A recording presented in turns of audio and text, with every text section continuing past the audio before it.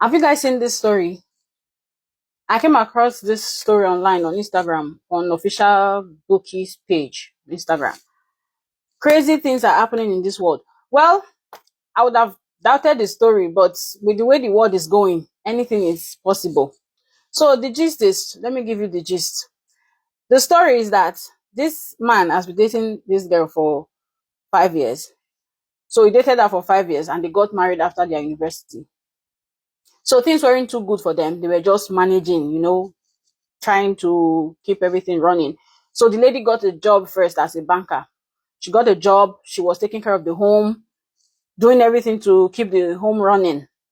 The man was still trying his best here and there. So there's this man that always brings his wife home after work. So he asked her, who is this man that is always dropping you off after work? The lady was like, is my boss, because I work very hard. I do my job very well. So he's just trying to support me since I don't have a car. Oh, the husband said, okay, because he said he believed the wife and because he trusted her so much. And come on, a lady that is trying to uh, do her best to keep the home running. So he didn't doubt her. So he just said, okay, good. They kept on going. So the man finally started forex trading. He was making money from forex. They had two kids, a boy and a girl. And he asked his wife if she would like to, stop her job and offered to open a business for her. She said no, she wants to keep going. The job keeps her motivated. She likes the job she's doing, working as a banker. The man was like, okay, if you say so. So they kept on going. After a year, the man said he wanted the family to relocate abroad. So they started the process and they were supposed to go for some tests. So each time he brings up the test, the woman will be like, she's tired, or she'll be giving one excuse or the other. Her countenance is always going down every time they bring up the test issue. So he kept on reminding her for the test, that they should go for the test, go for the test. So one day he told her in 3 days' time, they will go for the test. She said, okay.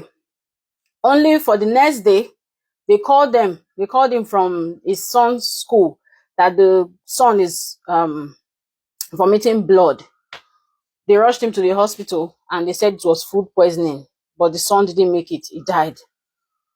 So they were calling the woman. Her number was not connecting. She was not picking. So in the evening, so the man finally went to the hospital, checked his son. The son has already passed. And he took the boy home. The wife finally came home. What happened? They've been calling you. Didn't you see any? She said she lost her phone that day. That she lost her phone as she was on her way back from work. She lost her phone, so she couldn't really answer any call. So she cried when they told her what happened. She cried and cried and cried, and everybody was mourning. So the man was thinking, like, the hospital said it was food poisoning. Food poisoning hours before lunch. They checked the boys' lunch that they brought to school. The lunch was okay. And they said it was hours before that time. And he was with his mom in the morning. Of course, the mom dressed them up for school and took them to school. He was thinking, so he spoke with his friend, and the friend asked him, do you trust your wife? He said, yes, I trust my wife. My wife cannot do anything to even hurt a fly. So they kept on, after they buried the child and everything kept going. So he invited his mother-in-law, that's the girl's mom, to come and stay with them for a while he also tries to go to work and keep the home running. So he said he was resting at home one day. The woman fell sick. The wife fell sick because she was down from the stress of losing a child. So she was sick, and the mom and the lady was in the hospital. So he came home to rest. So when he was resting, he was hearing a phone vibrating inside the house. Like the phone, he couldn't sleep. The thing was vibrating and kept on vibrating, and said, let him go and check what's going on. He opened the cupboard. He traced the sound. It was inside the cupboard. He opened the cupboard and he saw the wife's phone. The phone that she said she lost. He brought out the phone. He checked the messages, and the person kept calling and calling. So he picked one of the call, and it was a man. And the man was like, so you think killing my son will make me leave you alone? Killing my son will stop the whole world from knowing the truth. The man said he ended the call, and he was thinking, like, what's going on here? What's going on here? Which son? What happened?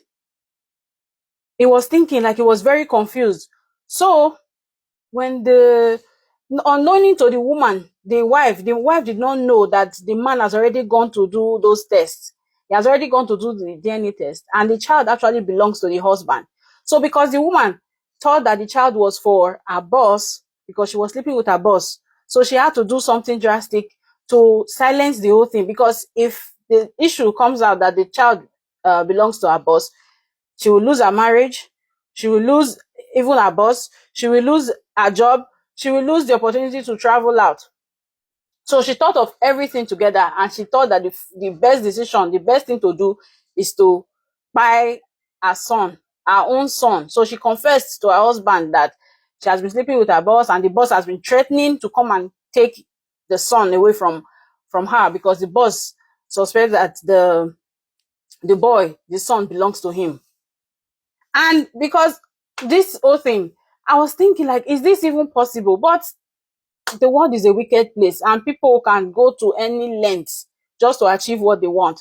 So this is a mother taking the life of her son just because she thought the son belongs to a boss she was sleeping with outside her marriage, just to silence the whole issue.